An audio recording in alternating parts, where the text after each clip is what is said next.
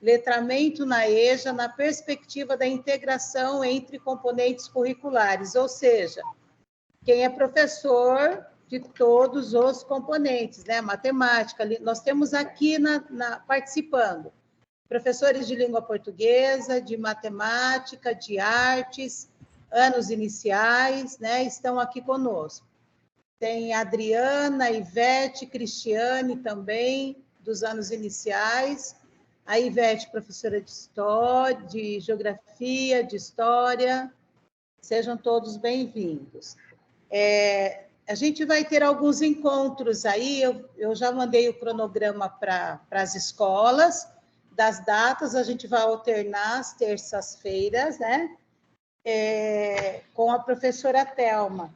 Eu vou falar um pouquinho da professora Thelma, porque o currículo dela é muito extenso, né? Ela já trabalhou bastante mesmo, estudou bastante. É uma apresentação resumida, né? Que a gente não tem aí, a gente quer aproveitar ao máximo aí da presença da professora. Mas a professora Thelma é doutora em psicologia pela Universidade Federal de Pernambuco, pós-doutorado em educação pela Universidade de Buenos Aires, atua como professora da Universidade Federal de Pernambuco no Centro de Educação. Ela tem experiência na área de educação, com ênfase em ensino e aprendizagem, pesquisado principalmente os seguintes temas: prática pedagógica, produção de textos, leitura, alfabetização e oralidade.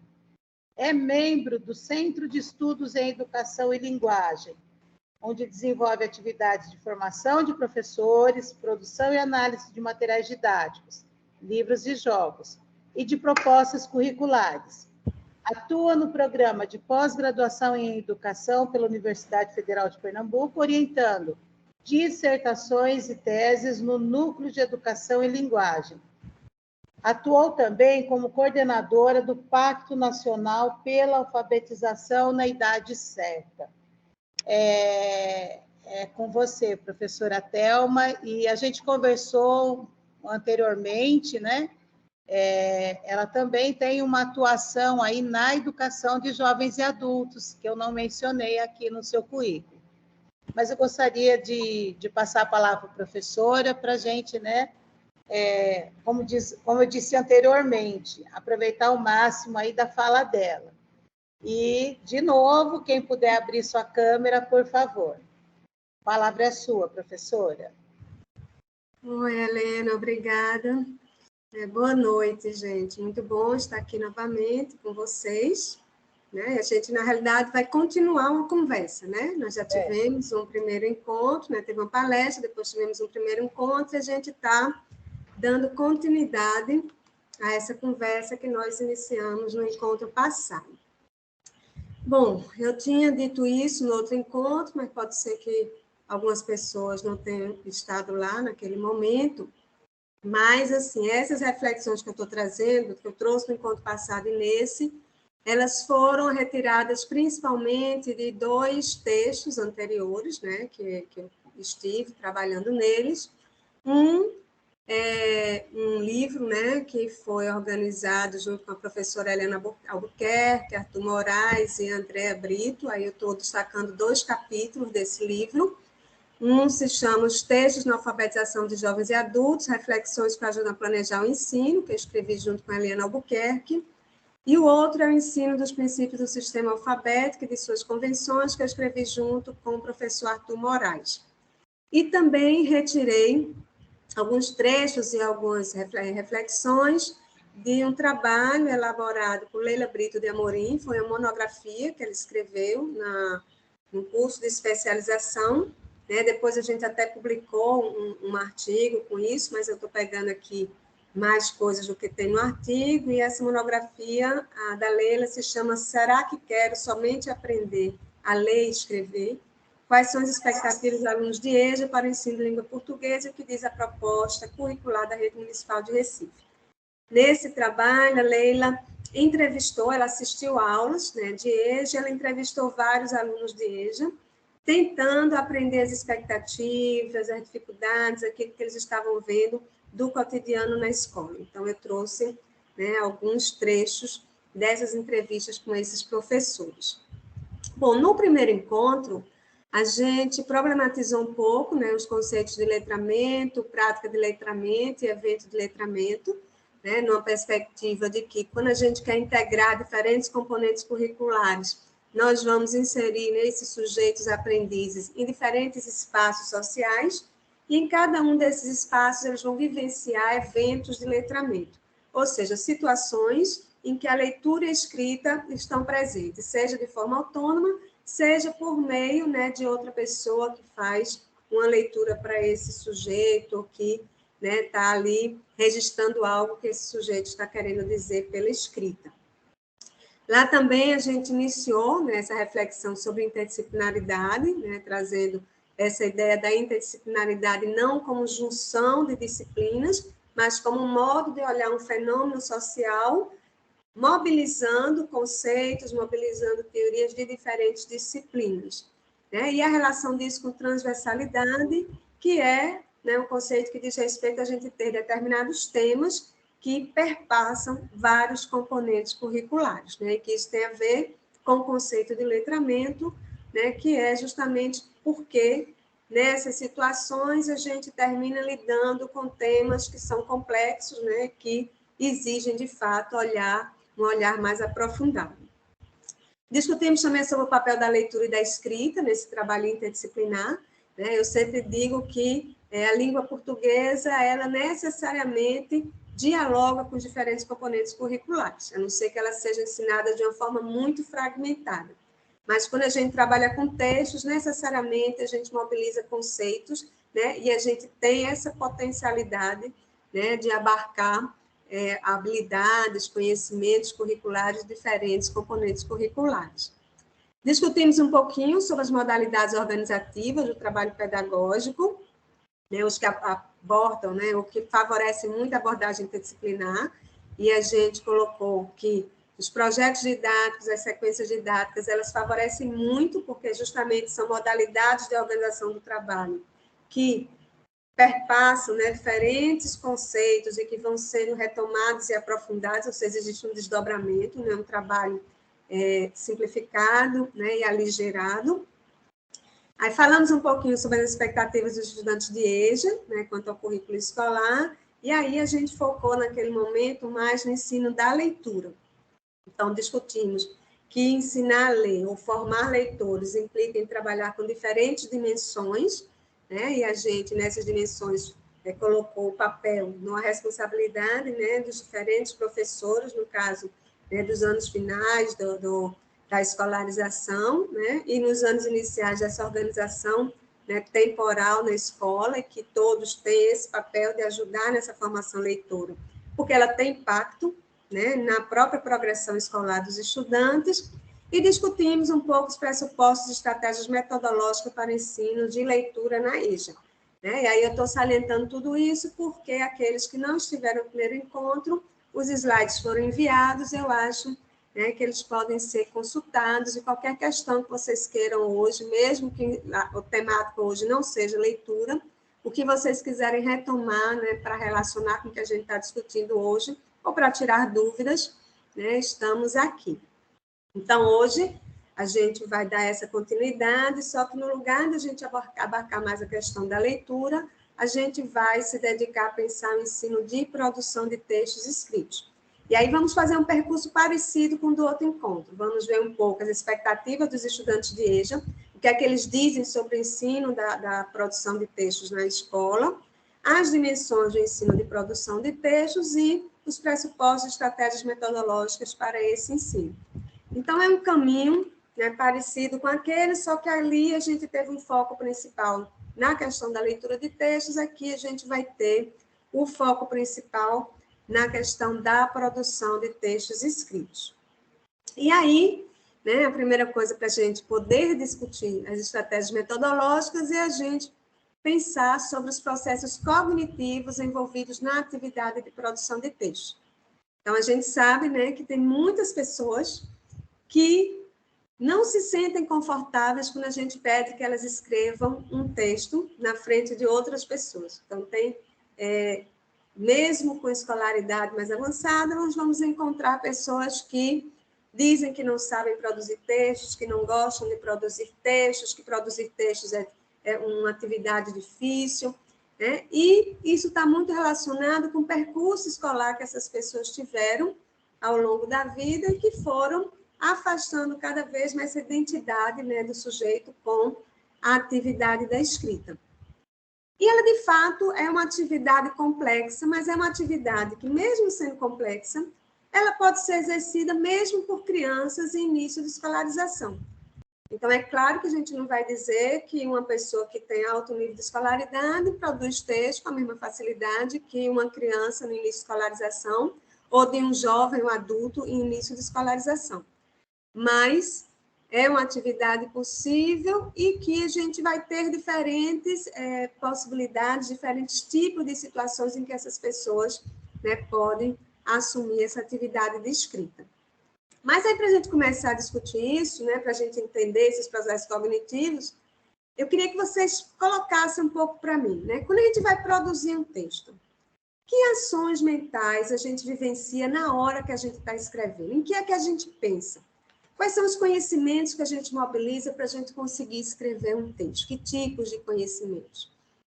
O que é que a gente precisa para a gente escrever um texto? E como é que a gente vai agindo na hora que a gente está escrevendo?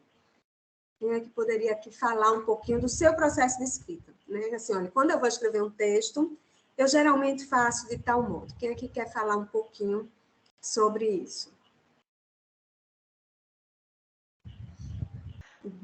Então, para a gente, que a gente peça uma produção, antes a gente trabalha esse texto com eles. Então, questões da interpretação, questões da característica do texto, qual é o objetivo desse texto, né? Então, vou dar um exemplo. Eu trabalhei causo com eles.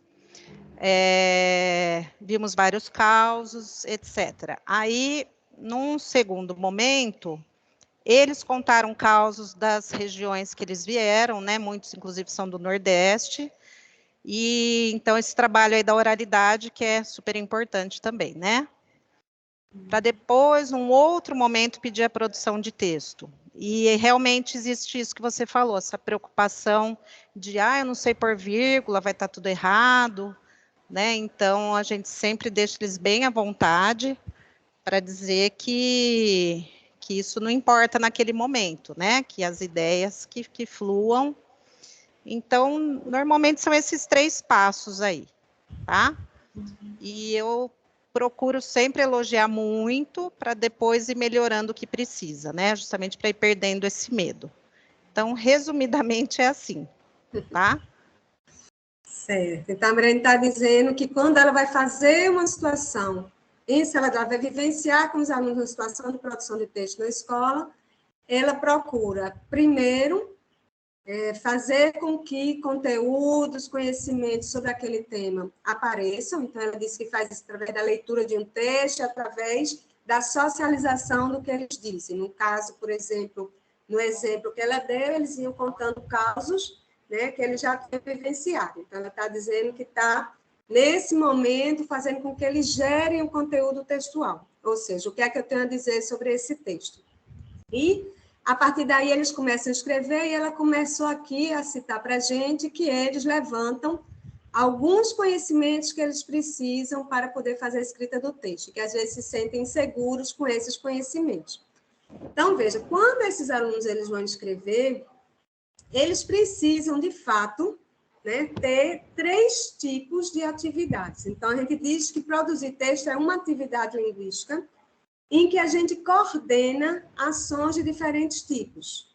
Então, essas ações aqui, elas são principalmente as ações de produção de ideias, ou seja, a geração do conteúdo, o que é que a gente vai dizer.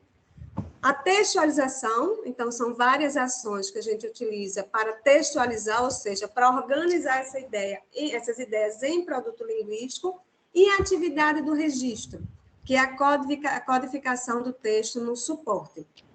Então, se você está digitando, você está, ao mesmo tempo, vendo o que é que você vai dizer, então, mobilizando o conhecimento, ou seja, o conteúdo desse texto, pensando sobre como é que você organiza isso aí, então, a sequência linguística propriamente dita, o que é que você vai dizer primeiro e depois, a formulação disso em períodos, né, em parágrafos dentro desse texto, e o processo de registro, que pode ser escrito, pode ser no computador, e que, em alguns casos, né, de pessoas que, né, têm alguma deficiência que não podem, por exemplo, utilizar as mãos, eles fazem através mesmo da oralização. Então, sai com a linguagem escrita e ele vai oralizando em determinado instrumento, vai fazendo, né, essa codificação. Bom, nós temos um autor, que eu sei que vários de vocês devem conhecer, que se chama Snelli, né, ele é suíço, e ele tem um estudo muito interessante, né, tem, na realidade, uma teoria sobre produção de textos muito interessante, e como é que ele vai tentar explicar esses processos cognitivos que a gente utiliza na hora que a gente está escrevendo um texto.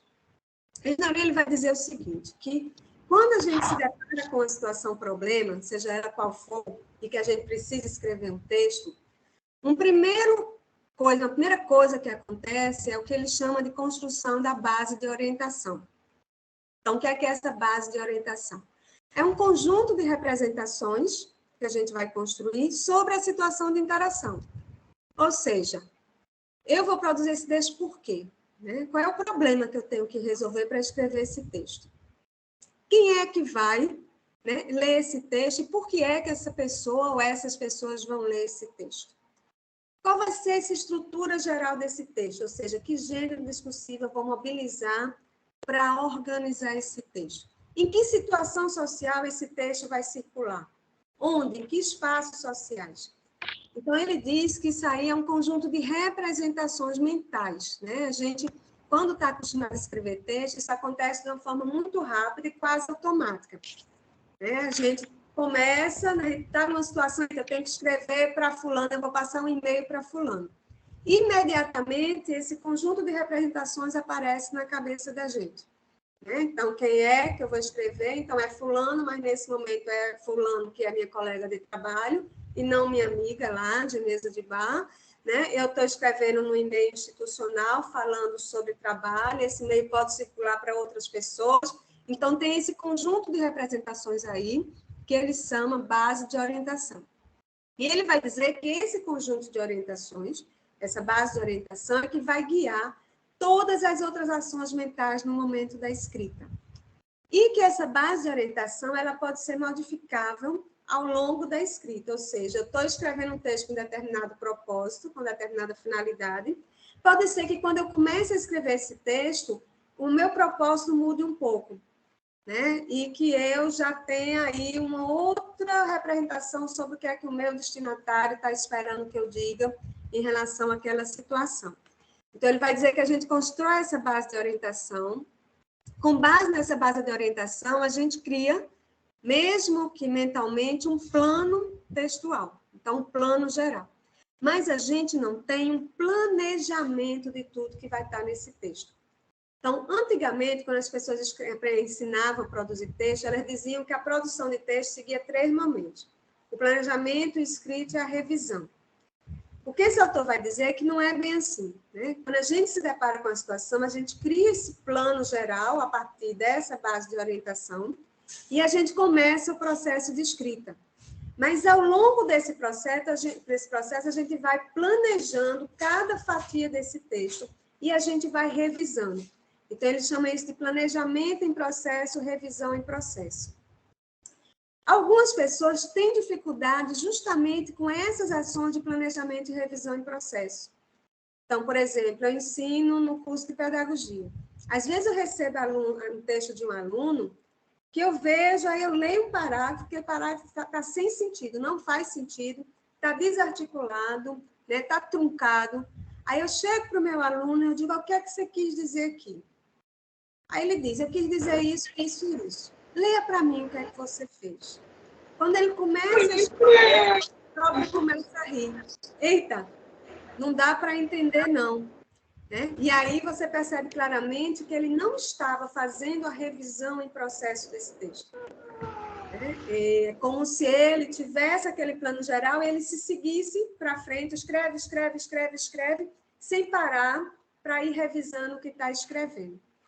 Então, existe sim uma revisão final que você faz com o texto pronto, ou revisões finais depois do texto pronto, mas esse trabalho de planejamento e revisão em processo é um trabalho que faz com que esse texto ganhe em termos dos efeitos de sentido que a gente quer passar, né, para os destinatários da gente. E essas ações, elas têm que ser aprendidas, elas não estão mais, ninguém nasce com isso. A gente aprende a planejar e revisar um texto em processo. Então, esse autor Sneuli, ele vai dizer isso, a gente constrói uma base de orientação, a gente cria um plano geral para esse texto, a partir dessa base de orientação, e a gente vai lidando com essa construção que ele chama de gestão do texto e linearização. E essas coisas vão acontecendo ao mesmo tempo. Então, eu vou planejando, escrevendo, revisando, né? E esse processo de linearização, nessa ideia geral dessa gestão desse texto, que tem a ver com a forma composicional, né, com a adoção de um determinado gênero discursivo, ele vai se dando, ao mesmo tempo, a linearização das pequenas partes do texto, ou seja, a construção das orações, dos períodos, dos parágrafos do texto, o uso dos elementos coesivos, a seleção vocabular, ou seja, essa sequência linguística que aparece no texto. E ele vai dizer que existe um componente de monitoração para a gente coordenar todas as ações que vão no âmbito da atividade de escrita. Então, por exemplo, para linearizar esse texto, ou seja, para construir os períodos, as orações no texto, eu vou fazer o quê? Eu vou puxar da minha memória de longo prazo, né, as palavras, né, que são adequadas para aquela situação, para aquele tema, para aquele gênero que eu estou utilizando. Eu vou mobilizando os meus conhecimentos sobre a língua propriamente dita, né, sobre concordância, sobre pontuação, uso dos conectivos. Então, tudo isso aí vai acontecendo ao mesmo tempo. Então, o produtor do texto experiente, ele vai fazendo todas as ações, ele vai monitorando tudo isso em função dessa base de orientação, planejando e revisando. E aí, quanto mais experiência a gente tem, mais automaticamente várias dessas ações vão acontecendo. E quanto mais consolidados os conhecimentos sobre o tema, né, e sobre os elementos linguísticos, também mais rapidamente a gente consegue ir lidando com essa escrita. Como também tem o efeito da finalidade que a gente tem, da complexidade do gênero. Mas, enfim, o que é que eu estou querendo colocar com tudo isso? Que, de fato, produzir texto é uma atividade complexa. E é tão complexa que a gente diz que ela tem que ser ensinada desde o iniciozinho do processo de escolarização, seja com crianças, seja com jovens e adultos. Então, não é esperar que domine o sistema de escrita alfabética para começar a produzir textos. Por quê? Porque produzir textos vai exigir não só a questão do registro, que é o que demanda o conhecimento do sistema de escrita alfabética, mas todo esse processo de saber mobilizar conhecimento, saber coordenar ações, que são habilidades que a gente chama de habilidades metacognitivas, né? Eu monitorar esse meu processo de escrita. Bom, então essa base de orientação, como eu disse para vocês, ela vai ter esse conjunto de representações. Então, representação sobre a finalidade do texto, sobre o destinatário ou os destinatários, sobre o gênero que mais se adequa àquilo ali. Então, por exemplo, eu estou com um problema na escola que está com infiltração na sala de aula. A quem eu vou me dirigir, né, para tentar resolver esse problema? Como é? É através de um texto oral, através de um texto escrito? Então, eu posso fazer isso através de uma reclamação oral, posso fazer através de um e-mail, posso fazer através de uma carta de reclamação que seja enviada oficialmente para a direção da escola.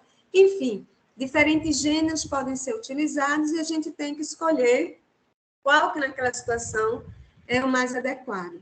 Esse espaço social onde o texto vai circular, o suporte, né, onde que esse texto vai estar registrado e o que eu penso sobre o conteúdo desse texto. Então, essa base de orientação ele é fundamental e é exatamente por isso que no ensino a gente vem falando da importância dos alunos escreverem com um comando muito claro. Então, antigamente, né, por exemplo, meu tempo era muito comum a gente escrever sobre um tema livre. Né? Eu odiava, chegava na sala de aula, o professor dizia, é para escrever uma redação, tema livre. Então, poucas informações aí do contexto de interação. E o que é que acontecia?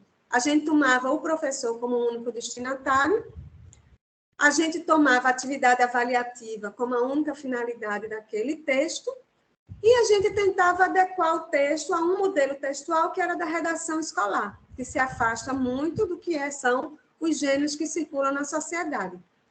E o que a gente tem colocado hoje é da necessidade das situações de escrita, elas serem diversificadas e elas estarem muito claramente delimitadas. Ou seja, com que propósito o aluno vai escrever? Não só um propósito didático de desenvolver determinada habilidade, mas um propósito social em que ele tenha que interagir com outras pessoas para além da sala de aula. Eu lembro muito de quando eu fiz a minha tese, né, de doutorado, que uma das coisas que eu discuto lá é que eu comparei diferentes turmas, né, de ensino de língua portuguesa, e eu vi que naquelas turmas que as professoras faziam muitas atividades de escrita diversificadas e que os alunos escreviam para pessoas externas à sala de aula, essas pessoas, esses alunos, se apropriavam muito mais de conhecimentos linguísticos e conseguiam calcular o que é que eles tinham que dizer, como é que eles tinham que dizer.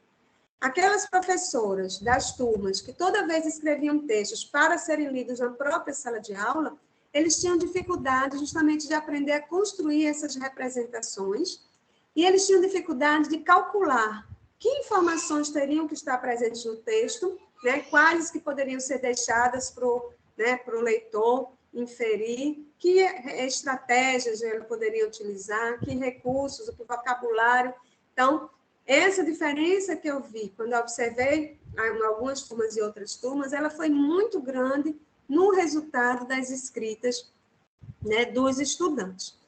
Bom, como eu disse para vocês, o que eles chamam de gestão do texto é o processo de planejamento ou planificação, como algumas pessoas chamam, que vai envolver tanto a ativação, organização e sequencialização dos conteúdos, quanto a própria estruturação linguística adequada a um modelo de linguagem ou plano de texto, que aqui tem a ver com os gêneros discursivos.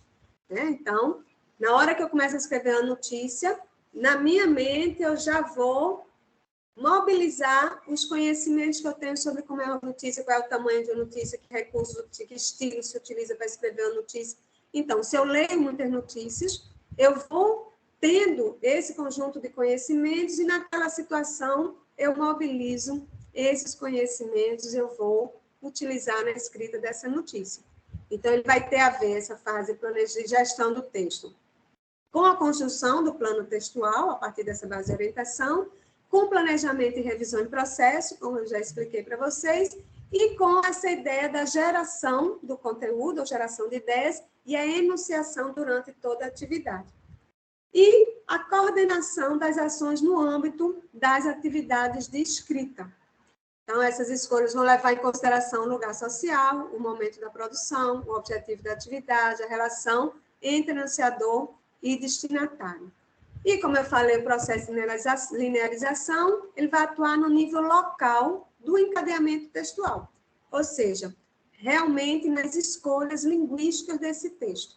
Então, ela vai ser uma instância responsável pela textura do texto e opera a nível das unidades linguísticas, ou seja, na seleção vocabular, na estruturação de orações e de períodos nesse texto, na escolha dos recursos que vão ligar essas diferentes partes do texto, na produção de uma cadeia linguística, para que a gente tenha esse produto final, né, que é fruto de todas essas ações que a gente vem desenvolvendo. Né? Então, escolha lexical, considerando os gêneros, conhecimentos sobre o tema, a produção das orações, períodos, parágrafos, a partir dos conhecimentos sobre a língua, então, estrutura sintática, pontuação, concordância, paragrafação, escolha dos recursos linguísticos para garantir a progressão textual, ou seja, a coesão, e os efeitos de sentido pretendidos, considerando estilo, a forma do gênero, e a escolha dos recursos linguísticos para sinalizar o grau de compromisso com o que é dito, que a gente chama de modalizadores, né? Eu acho que,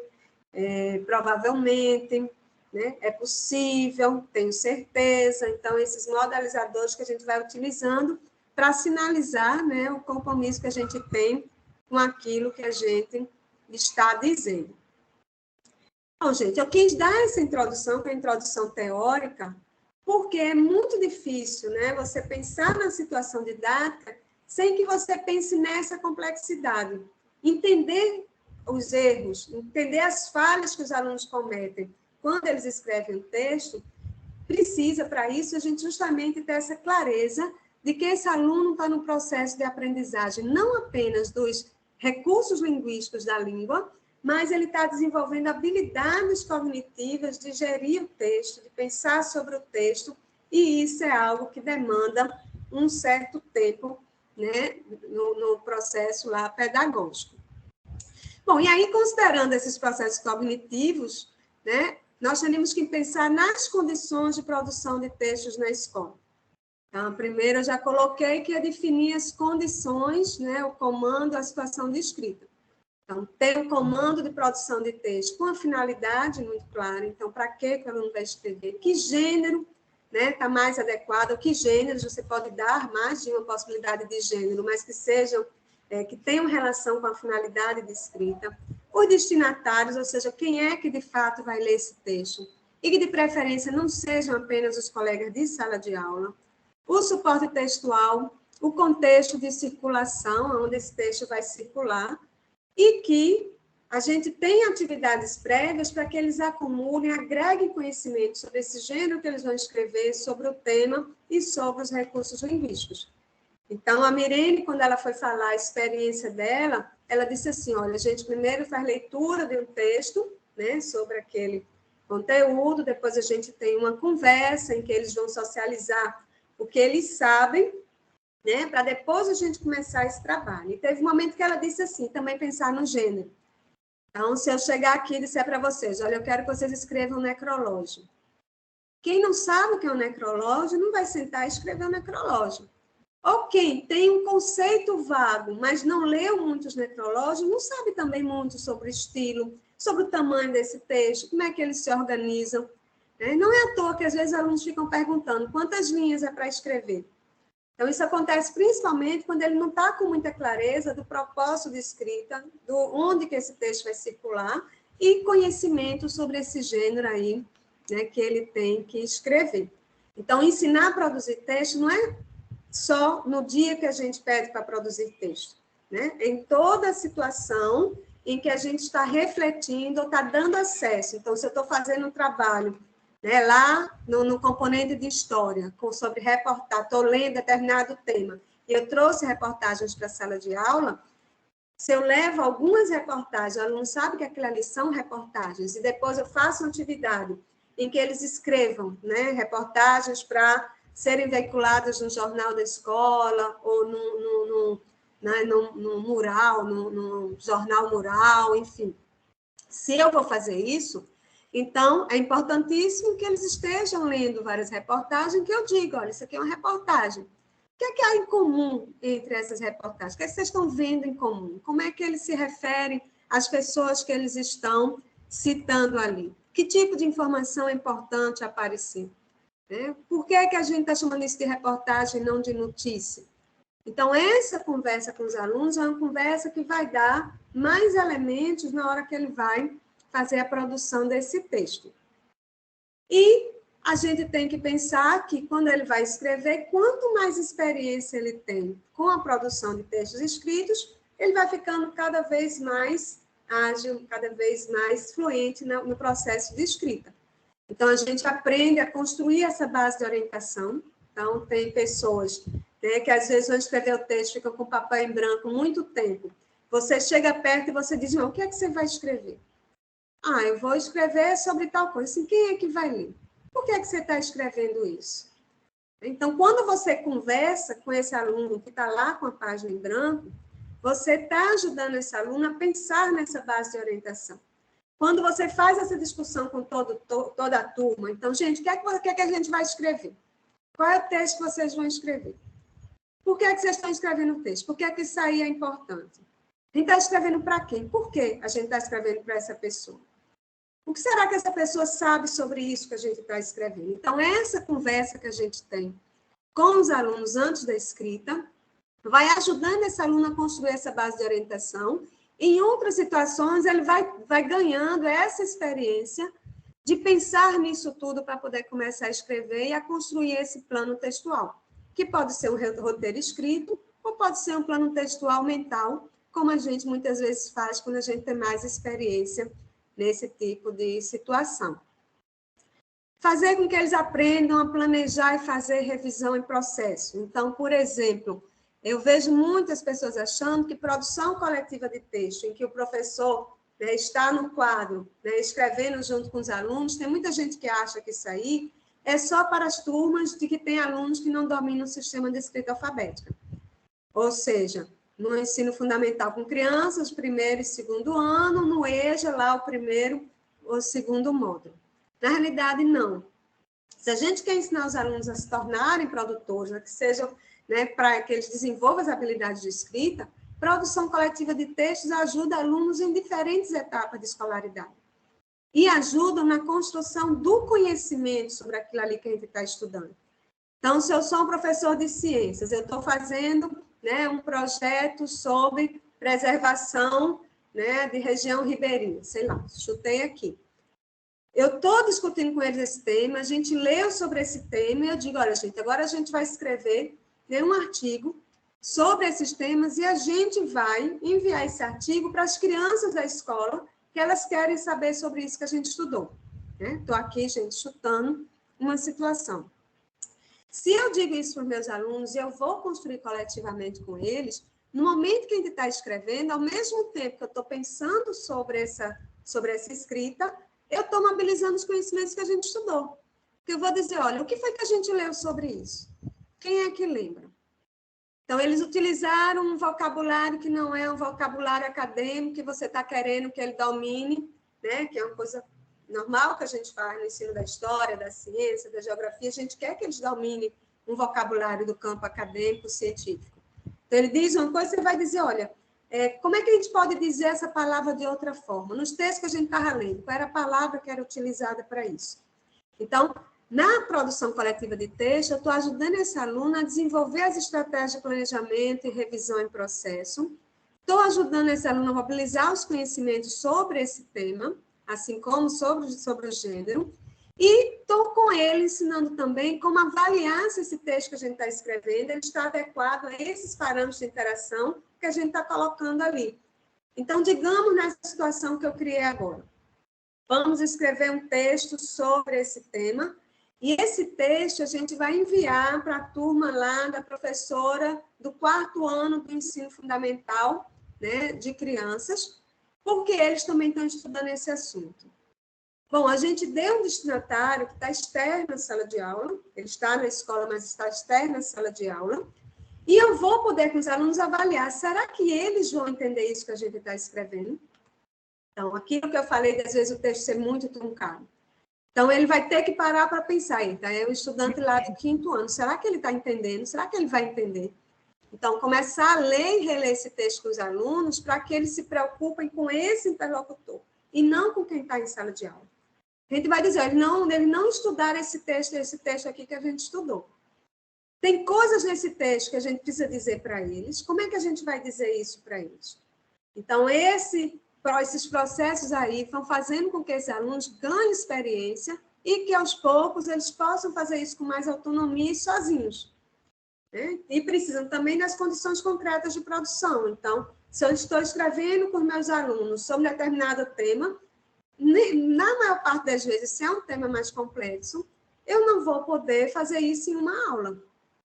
Então, eu vou estudar esse tema, eu vou trazer textos daquele gênero que ele vai escrever, eu vou discutir sobre esse tema, eles vão escrever uma vez, a gente vai reler, depois a gente vai estudar mais, depois a gente vai escrever outro.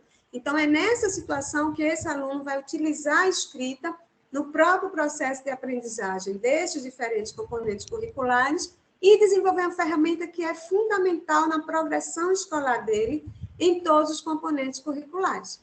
Então, eu tenho que dar esse material de suporte para ele, o tempo, que não precisa ser em uma aula, o lugar de produção, então não é um lugar hostil, é um lugar em que ele pode fazer pergunta, que ele pode errar, que ele pode perguntar, ou seja, ter esse apoio humano no momento dessa escrita.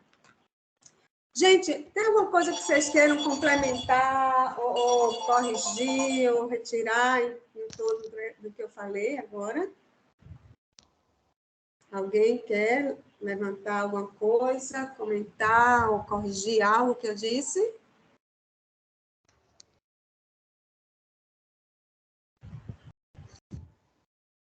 Não?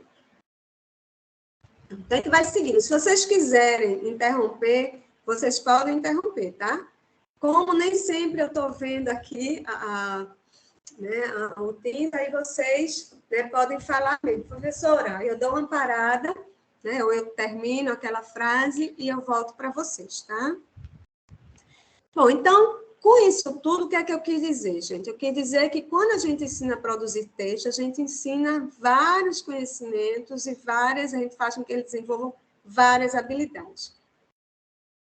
E aí, por isso que a gente fala das dimensões, né, do ensino de produção de texto. Alguém quis falar? Foi Mirene? Oi. Não. Não? Ah, que eu escutei. Então, veja. O que é que a gente diz que são as dimensões de ensino de produção de texto? Conhecimento sobre o conteúdo textual. E daí vem essa ideia da perspectiva interdisciplinar. Então, se eu quero ensinar meu aluno a produzir texto, ele tem que perceber que o texto dele não é vazio e ele tem que mobilizar, né, lá da memória de longo prazo dele, o que é que ele sabe sobre aquilo que ele vai escrever. E ele conseguir reconhecer quando ele não sabe, que ele precisa se apropriar daquele conhecimento, né, e buscar esse conhecimento. Então, ler textos sobre esse tema, né, pesquisar sobre esse tema para poder escrever. Às vezes, a gente passa um trabalho para os alunos, né, deles escreverem um texto. Eu estou lá na aula de geografia, né, e eu passei um trabalho para ele escrever sobre um tema da geografia, e às vezes a gente percebe que ele sai ali naquele discurso circular, e muitas vezes não é por uma dificuldade de escrita, é porque ele não tem mesmo o que dizer sobre aquele tema. Ele começar a perceber, né, que para ele ter um texto mais consistente, ele tem que buscar informações sobre aquele conteúdo lá que ele está tratando, né? Os conhecimentos linguísticos, então, através das atividades de produção de textos, a gente está fazendo o aluno desenvolver, nos alunos que estão lá nos moldes iniciais, os conhecimentos sobre o sistema de escrita alfabética, então, lendo e produzindo texto. Ele está consolidando os conhecimentos das relações entre letras, sons, ortografia, porque ele tem que pensar para escrever. Na atividade de produção de texto, ele amplia vocabulário. Como que ele amplia vocabulário? A gente diz, ele amplia na leitura, sim. Ele amplia na leitura. Mas se quando ele vai escrever, ele usa aquele vocabulário dos textos que ele leu, esse vocabulário ele vai ficando mais consolidado. Então, ele vai fazendo parte de um repertório mais acessível em outras situações. Os recursos e convenções gramaticais. Então, lendo um texto para produzir um texto, ele vai também se apropriando de elementos, né, que dizem respeito à língua. Uma outra dimensão importante do ensino e produção de texto são os conhecimentos sobre as práticas sociais de escrita e sobre os gêneros. Então, pensar com esse aluno, se eu estou fazendo um projeto lá, né, em que ele tem, é o exemplo que eu dei, escrever uma reportagem, né, e essa reportagem está tratando da poluição, né, ou da preservação dos rios, de tal espaço e tal. Se eu estou com uma ideia desse tipo, eu vou ter com os meus alunos que pensar. As pessoas que escrevem sobre esse tema, onde é que geralmente aparecem os textos? Aparece nas revistas científicas, sim, mas às vezes aparece em jornal também. Né? Aparece muito na internet, em páginas de jornais, a gente vai encontrar reportagens. Por quê? Como é que as pessoas produzem essas reportagens? Eles têm que pesquisar, eles não chegam e escrevem. Eles vão pesquisar, eles vão escrever, tem um revisor que vai olhar esse texto novamente. Então, eles entenderem que a escrita é esse processo que não se dá em um momento só, né? E sem parar para pensar, como às vezes acontece. A construção da base de orientação, então, uma das dimensões de produção, do ensino e produção de texto, é ajudar o aluno a aprender a construir representações sobre a escrita, a pensar sobre a situação antes de começar a escrever. As habilidades metacognitivas, como eu coloquei para vocês, aprender a construir um plano textual, que podem ser roteiros escritos, ou podem ser, dependendo da situação, um plano mais mental. a fazer planejamento e revisão em processo, a monitorar os sentidos, a avaliar se o texto está sendo adequado.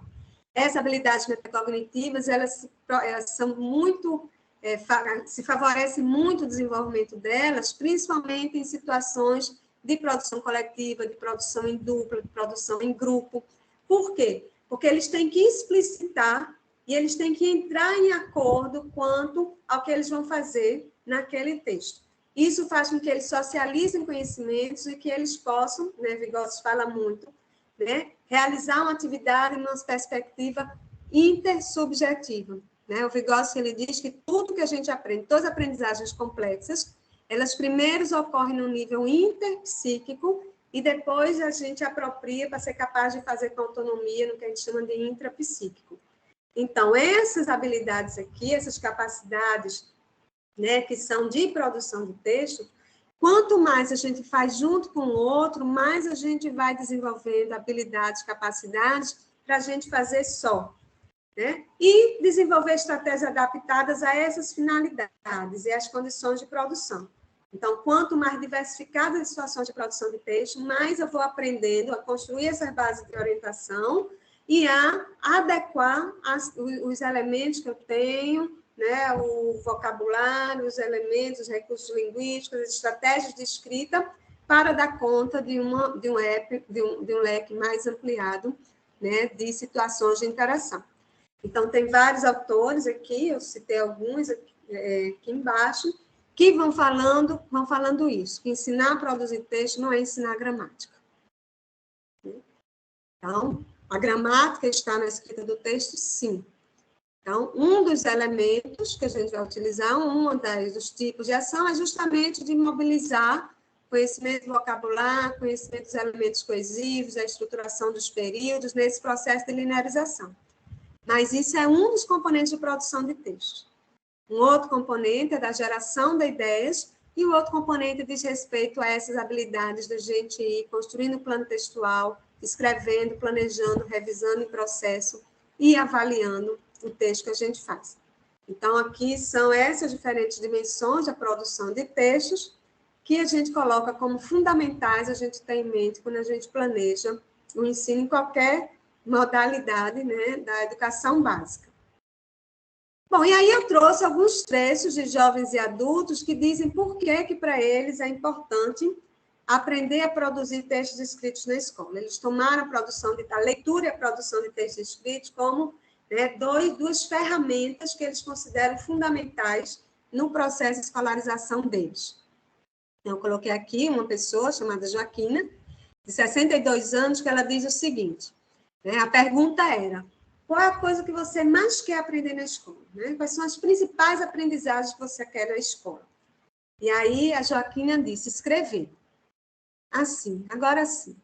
Todo mundo tem telefone, celular. Não precisa ninguém ficar entregando bilhetinho a fulano, não. Mas, às vezes, precisa deixar um bilhete.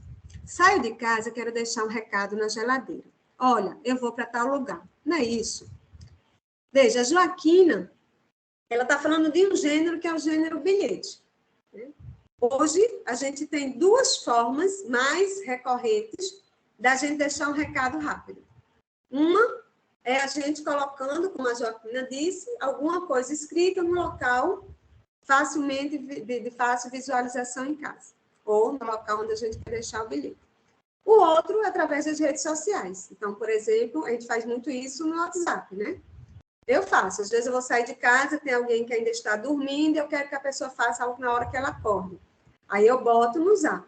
Fulana, por favor, faz isso, isso e isso até tal hora. Ou, fulana, eu preciso que você faça isso, isso e isso. Então, eu deixo um bilhete na rede social. Então, aquelas pessoas que dizem, mas eu vou trabalhar um gênero que não existe mais. Não, o gênero ele existe, ele vai se transformando. Né? E aí, Bakhtin falava muito sobre isso. Então, carta pessoal não existe mais. Naquele modelo, é pouco utilizado. Mas, hoje, a gente manda textos mais extensos em determinadas redes sociais. Por e-mail, de vez em quando eu recebo, né, de pessoas que me relacionam texto mais longo, que se assemelha muito àquela carta anterior. Então, os gêneros eles vão se adaptando às mudanças sociais. Então, eles vão criando um novo formato em função das tecnologias, em função das diferentes situações de interação que a gente tem. Então, a Joaquina, ela dá um exemplo do bilhete, mas o que é muito forte aqui? É a gente entender que Joaquina quer aprender a escrever para lidar com as situações do cotidiano. Ela deu um exemplo aqui, né? Então, é um exemplo, mas o que ela está dizendo para a gente é: eu quero aprender a escrever porque existem situações no cotidiano que eu preciso usar a escrita. O Jonas, de 27 anos, ele diz o seguinte: eu quero aprender a ler sozinho e a fazer poesias. Eu não sei ainda, mas estou tentando para conseguir. Poesias e cartas também. Bom, Jonas era um jovem da EJA, que ele tinha uma veia poética, né? Ele gostava de música, ele gostava, a professora lia poemas em sala de aula, ele gostava muito de ouvir aqueles poemas. E ele tinha vontade de escrever poemas. Então, veja assim, que as pessoas às vezes acham que os jovens e adultos eles só querem a escola para coisas muito práticas, né? Práticas no sentido, né, de lidar com aqueles problemas lá do cotidiano.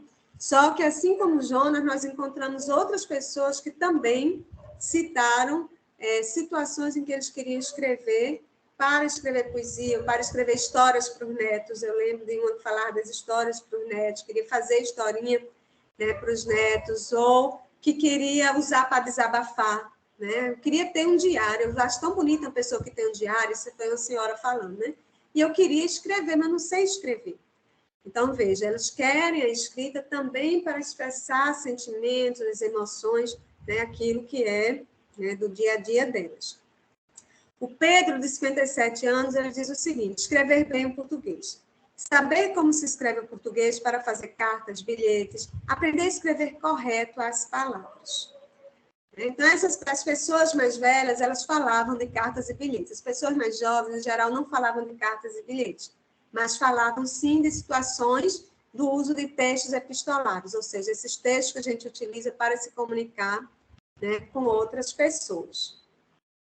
Bom, gente, então, o que é que eu estou querendo colocar? Esses jovens e adultos, eles têm expectativas de aprender a produzir textos, né? E aqui, né, a partir desse estudo da Leila Brito, a gente elencou, né, eu fui orientadora dela, nós elencamos 4 tipos principais de expectativas que eles chamam a atenção. 1, eles queriam a aquisição da habilidade de escrita para fazer autônomo da mesma em situações reais de uso no ambiente profissional, familiar, dentre outros, e, consequentemente, participar de espaços sociais diversos. Então, por exemplo, eu lembro de um que ele queria saber ler e escrever porque ele queria fazer cursos na área de mecânica. Ele era mecânico, trabalhava com carro, ele queria se aperfeiçoar, ele queria saber ler e escrever porque, para fazer o curso, né, ia ser demandado dele isso. O domínio da norma padrão para o desenvolvimento de uma escrita correta, para maior valorização de seus escritos e, assim, menor distanciamento frente ao prestígio atribuído à pessoa que domina essa norma. Então, isso apareceu na fala de vários, eles queriam aprender, né, a como não cometer tantos erros, como eles falavam, né? E aqui eram principalmente ortografia e concordância e pontuação. Eram as três coisas que, de modo geral, chamam mais atenção na escrita do texto. Quando eles iam dar exemplo, aparecia muito. A habilidade de usar a escrita para expressar seus sentimentos, desejos, emoções em escritos poéticos e diários pessoais, como eu chamei a atenção, e a habilidade de usar a escrita com autonomia para garantir sua intimidade em situações de interação em que deseja de sigilo e recatamento. Hoje a gente vê, a gente diz, olha, mas agora tem o áudio, né? A gente quer falar com alguém, a gente passa pelo áudio.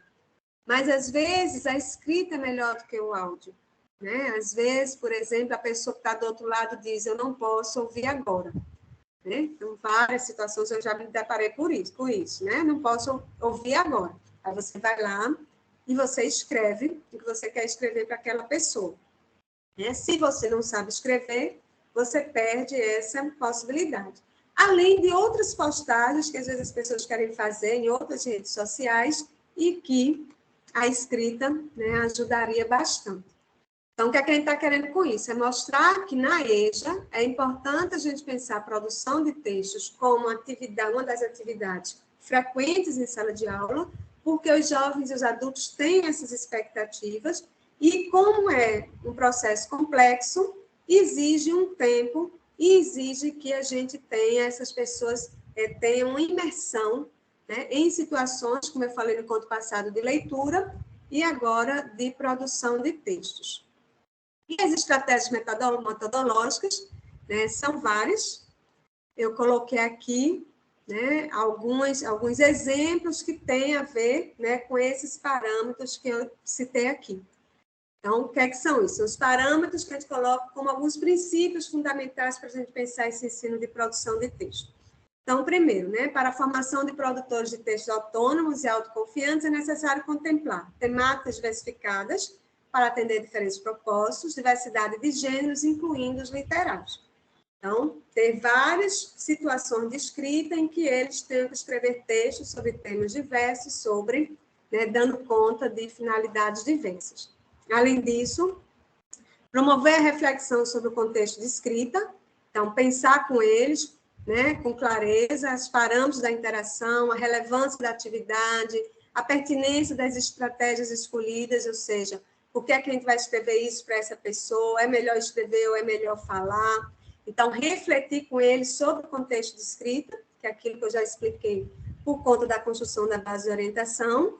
Favorecer a produção em situações diversificadas de interação quanto aos suportes e aos gêneros, e em finalidades miméticas, aquelas que ocorrem em diferentes campos de atuação humana.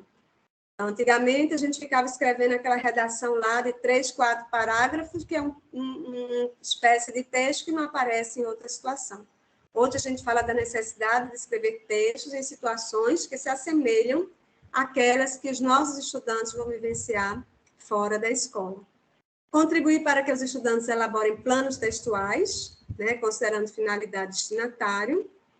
Propiciar condições adequadas para o desenvolvimento das estratégias de planejamento e revisão em processo.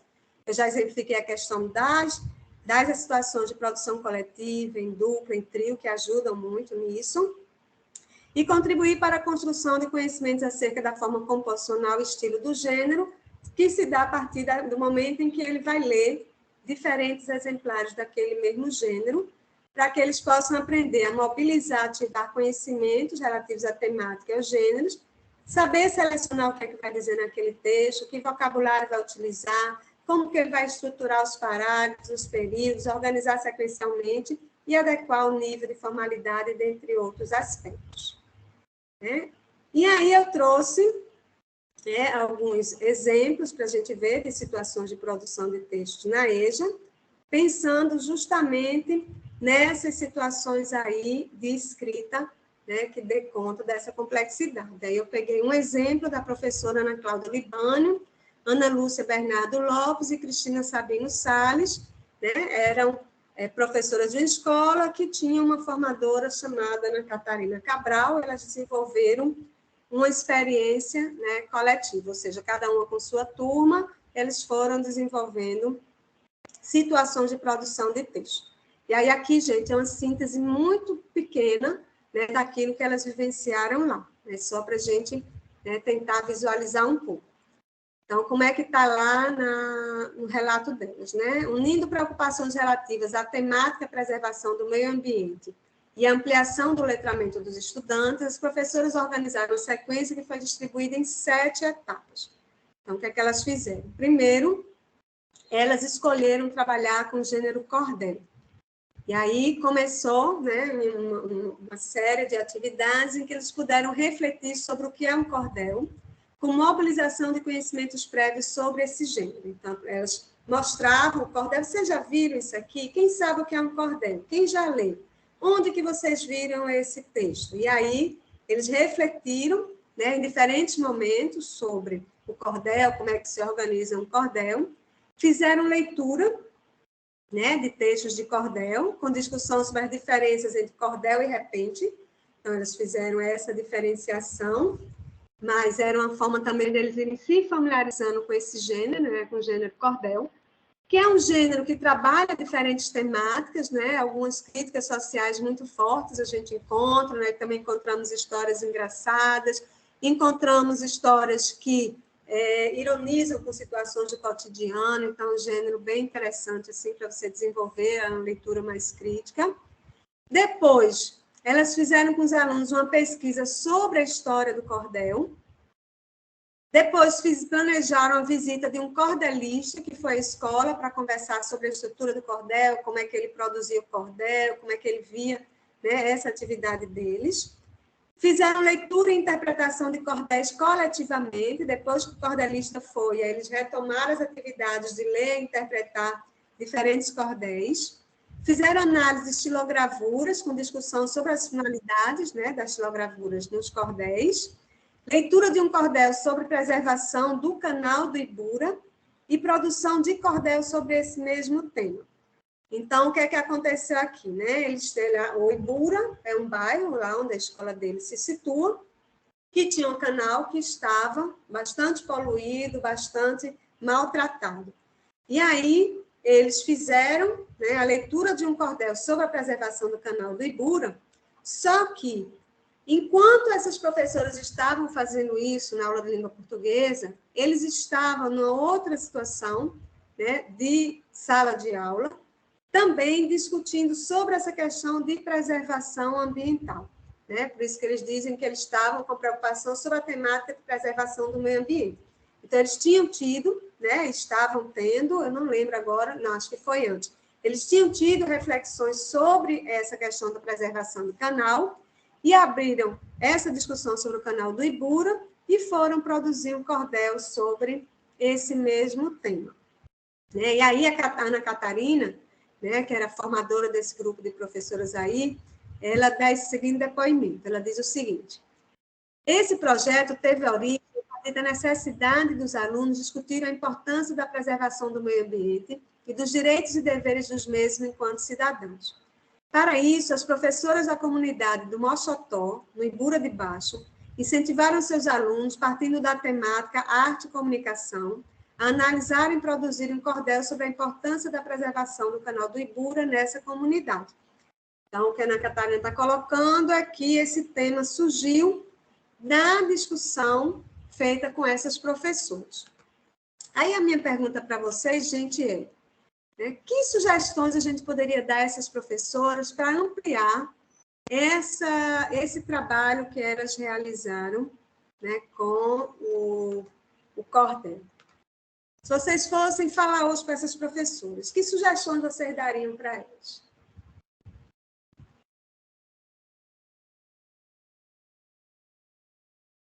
Quem é que pode me dar aí uma sugestão?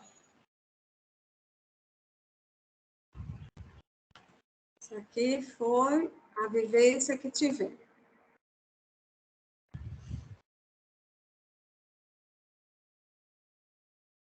Quem é que me dá uma sugestão, gente? O que é que alguém diria como sugestão para essas professoras em relação a esse trabalho aí que elas desenvolveram?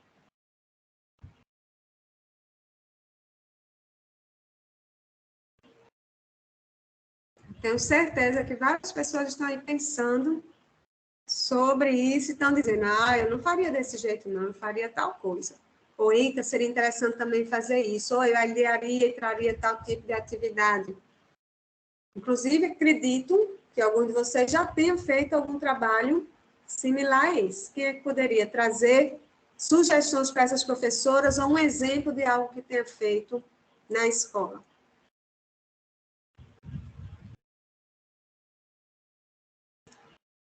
Ninguém, gente. Bom, então, veja, eu tinha aqui, né, levantado algumas sugestões que eu traria para elas. Primeiro, elas leram vários cordéis e elas estavam numa outra atividade lá sobre a questão da preservação, né, do canal. Mas uma coisa que poderia ser interessante era que eles lessem outros cordéis com esse mesmo tema, porque vejam que eles fizeram a leitura de um cordel sobre a preservação do canal do Ibura. Então, existem outros cordéis que falam sobre preservação ambiental, ou sobre poluição, ou assuntos correlatos. Então, uma atividade que seria interessante seria, por exemplo, selecionar outros cordéis com esse mesmo tema, né, para que eles lessem e discutissem. Outra sugestão que eu pensei seria visita ao canal e investigação dos aspectos ambientais que precisam ser preservados. Aí a gente diz, não, mas eles moram perto do canal. Tá, eles moram perto do canal. Mas uma coisa é eu passar ali todo dia. Outra coisa é eu ir com olhar investigativo. E aí eu estou falando da relação com o componente curricular geografia, por exemplo, ou ciências. Então, se eu estou discutindo teoricamente, eu vou lá e eu visito com esse olhar investigativo, acompanhada, numa visita monitorada, com certeza os conhecimentos eles vão ser, né, apropriados de outra maneira. Outra sugestão, fazer entrevista ou análise de vídeo com entrevistas com especialistas sobre esse tema. Então, que eles pudessem olhar pessoas, assistir pessoas falando sobre a questão da preservação dos canais, ou preservação de rios, ou preservação ambiental, ou seja, temas correlatos, ou seja, quais são as causas do desgaste ambiental, quais são as medidas de preservação. Então, coisas que pudessem dar para eles mais elementos para a escrita do texto. E uma outra sugestão seria a produção de uma carta aberta sobre o tema, ser distribuída na comunidade e enviada a autoridades públicas. Então, a gente entraria aqui com outro gênero, né, que é um gênero argumentativo, né? Então, cordel é da esfera literária, que a gente está com um gênero da esfera mais pública, né? E que essa carta aberta, de fato, fosse para outras pessoas fora do contexto da sala de aula. E fosse enviada a autoridades públicas que pudessem, né, ter algum tipo de responsabilidade sobre aquele espaço social ali. Então, por que isso é importante? Pela integração dos diferentes componentes curriculares e para que esses alunos sujeitos, eles se vejam realmente agindo socialmente. E que a escrita de texto serve para isso, para a gente agir socialmente. E aí, esse exemplo, né, essa extrapolação aqui, poderia ajudar nesse sentido. Gente, alguém quer fazer alguma pergunta, ou comentário, ou relatar alguma coisa que tenha feito? Não? Bom, aí eu trouxe outro exemplo, né, agora da professora Ana Lúcia de Freitas Nascimento e da professora Joseana Guilhermina do Nascimento, também sob orientação da Ana Catarina. E aí, esse trecho, esse exemplo que eu trouxe, elas trabalharam com o gênero currículo. E aqui eu tenho um trecho do relato em que elas dizem o seguinte. Em uma das nossas aulas, trabalhamos com currículo. Professora Thelma? Pode falar. Desculpa, é que tinha uma professora aqui que abriu a câmera. Ah, eu não vi. Eu pensei que... Pode falar, acho que é a Elizabeth, né? Elizabeth. Eu abri a câmera porque eu estou começando a trabalhar cordel, justamente, mas eu sou professora de arte, não de língua portuguesa, e quando você pergunta o que mais faria, eu já acho que você falou um monte de coisa. E eu até achei muito bom, porque me abriu um pouquinho as ideias de como trabalhar.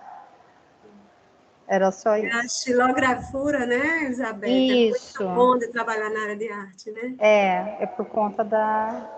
Além do texto literário, né, que é uma interface aí, né, do ensino de literatura com a arte, o texto literário está também no âmbito da arte, né? E a xilografura. Eu até comecei a ler um pouquinho sobre, porque a intenção era que a gente criasse justamente em grupo, né, na sala, um cordel, e depois a gente fizesse ilustração a partir de estilogravura, com isopor, não com madeira. Mas aí eu comecei a ler, aí eu vi que tem métrica, tem sílaba, tem muita coisa que eu não domino, e aí eu estava assim, estou um pouco insegura em trabalhar essa produção. Uma questão que eu sempre coloco, Elizabeth, é o seguinte, a gente, quando a gente está trabalhando produção de texto literário com jovens, adultos, ou mesmo com crianças, essas primeiras produções não são produções que tenham que ter uma correção do ponto de vista, ele não vai passar por uma crítica literária, que ele tenha que obedecer totalmente aquilo que é colocado pela crítica literária. Se a gente pensar no cordel como uma arte bem popular, né, e a gente começar a ler cordéis, a gente vai ver que existem cordéis que se aproximam, se afastam né, de algumas prescrições do gênero. E, além disso, o gênero não é aquela coisa fechada. Então, o fato deles estarem lendo vários cordéis, a gente discutindo a questão da métrica, do ritmo e tal, algumas coisas intuitivamente eles já vão aprendendo. Para a produção mais profissional, aí pode-se colocar uma sequência didática em que eles, junto com a professora, possam investigar, possam estudar. Vamos ler um pouquinho mais? Mas essa questão, né, de que eu não domino tal conceito, como é que eu vou fazer? Então, pesquisar com os alunos. A gente não tem, professor não tem a obrigação de saber tudo. Ainda mais se a gente diz que vai trabalhar numa perspectiva de integração, né, de componentes curriculares. Mas, por exemplo, uma coisa que eu tenho muitas vezes visto em algumas escolas é essa parceria. Né? Então, por exemplo, você, como professora de arte, é professora de literatura.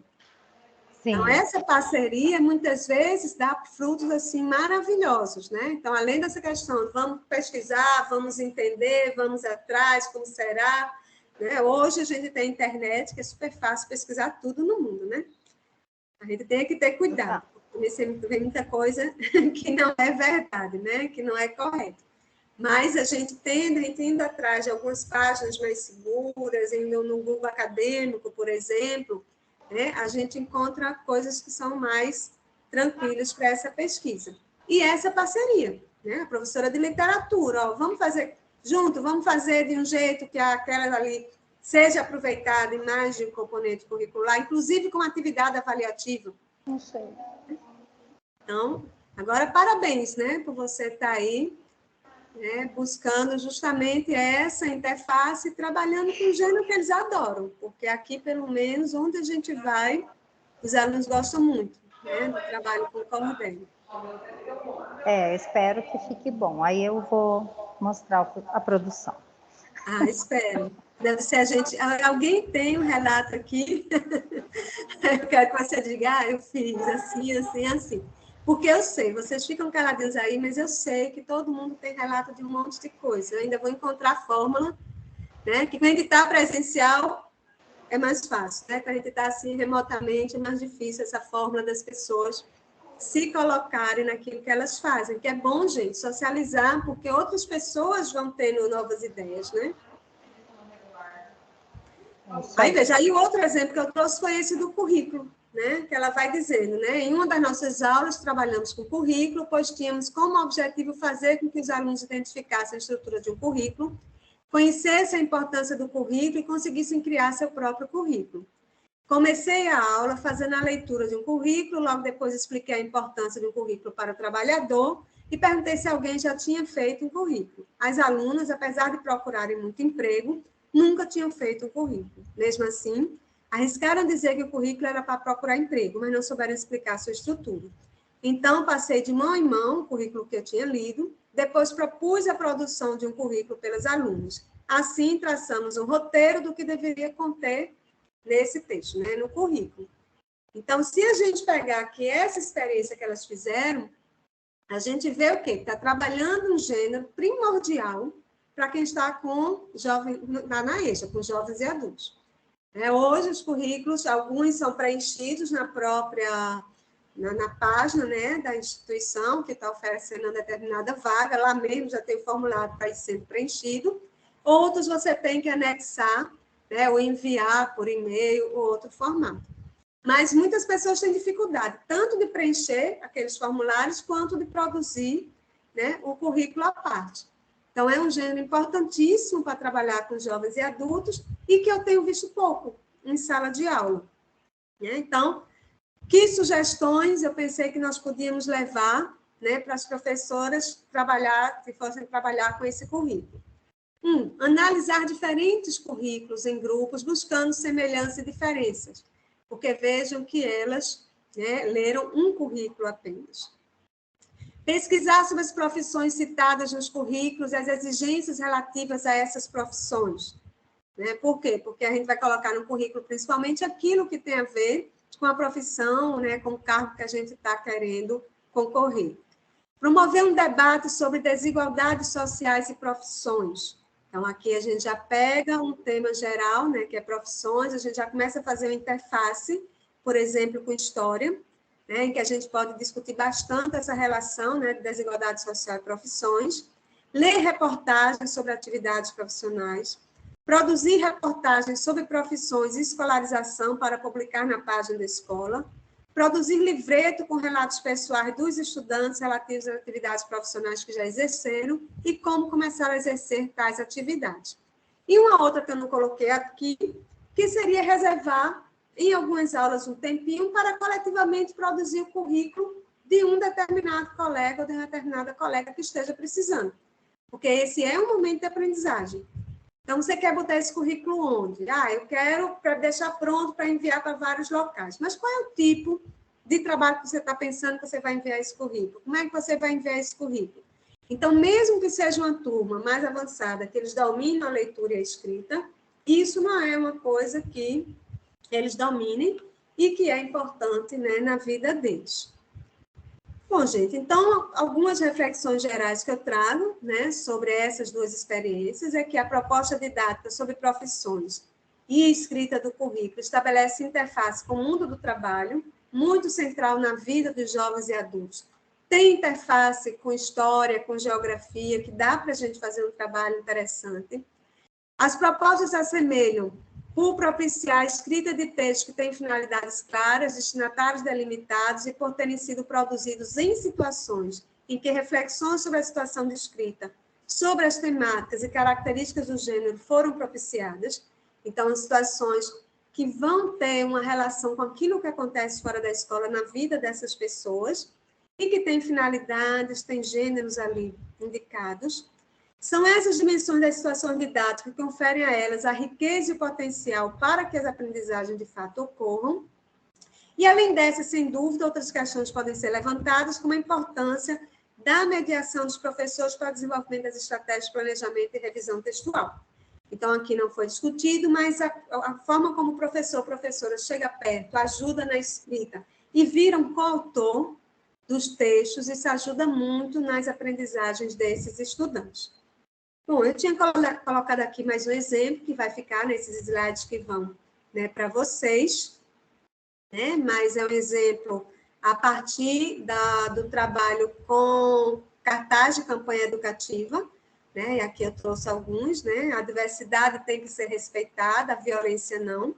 Então, aqui a gente pode fazer uma leitura, né, desse cartaz, a gente pode mobilizar, né, que imagem é essa, o que é que essa imagem, a que é que essa imagem remete, qual a relação entre essa imagem, né, e o texto ali que está escrito, o que é que eles querem dizer quando eles dizem que a diversidade tem que ser respeitada, mas a violência não.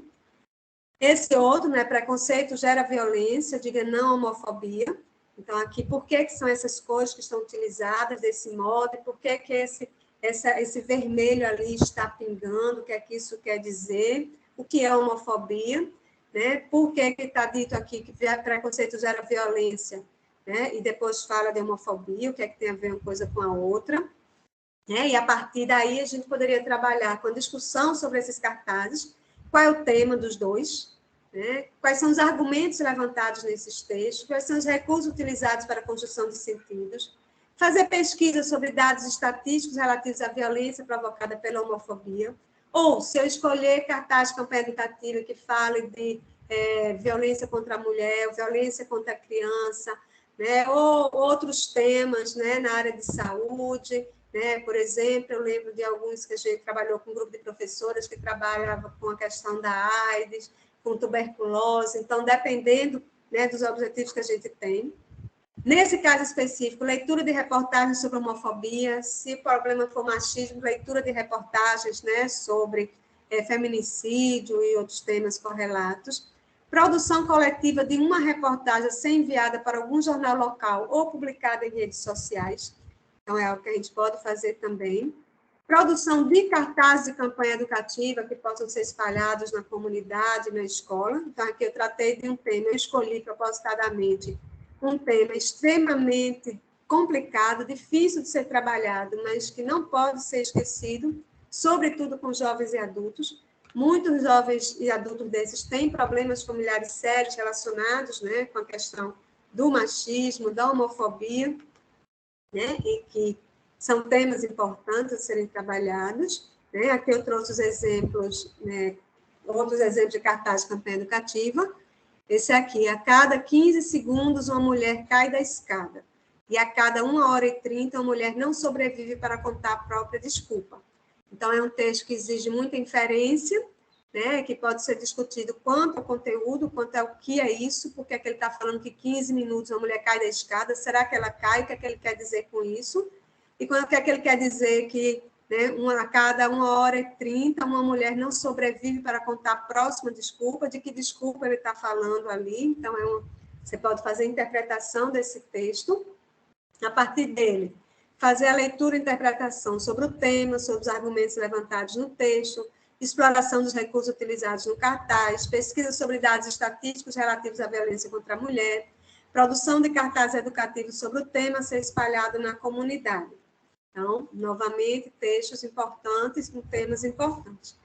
Em suma, gente, né, eu quis hoje, a gente tem pouco tempo, né, para falar um pouco disso. O ensino da produção de texto em uma perspectiva socio-interativa implica no aprofundamento de temas relevantes para a vida dos aprendizes e na ampliação de conhecimentos sobre os gêneros e sobre a língua, que favorece a participação mais autônoma e crítica dos jovens e adultos em diferentes práticas de letramento. Né? E por conta disso, né, que a gente acha da necessidade de trabalhar essa interface entre diferentes componentes curriculares. Bom, eu vou entregar esses slides, as referências estão aqui, né? E tem aqui, eu sempre coloco, né, os contatos, onde vocês podem encontrar materiais sobre isso que a gente discutiu nesse encontro de hoje. É isso, gente. Eu vi que eu acabei na horinha certa, não foi? Isso. E a professora Helena precisou sair, ela pediu para agradecer a senhora muito pela aula de hoje, né? E agradecer a todos que participaram também. E já deixar combinado, né, para a próxima semana, para daqui a 15 dias, né, dia 23, nosso próximo encontro. Certo. E aí, gente, a próxima eu vou começar perguntando justamente se alguém quer socializar alguma experiência, né? Vou inverter um pouquinho, vou começar perguntando se alguém quer socializar alguma experiência para a gente ir conversando a partir dessas experiências socializadas, tá? Muito obrigada aí pela participação de vocês. Obrigado. Obrigada. Nós que agradecemos. Obrigada. Até dia 25.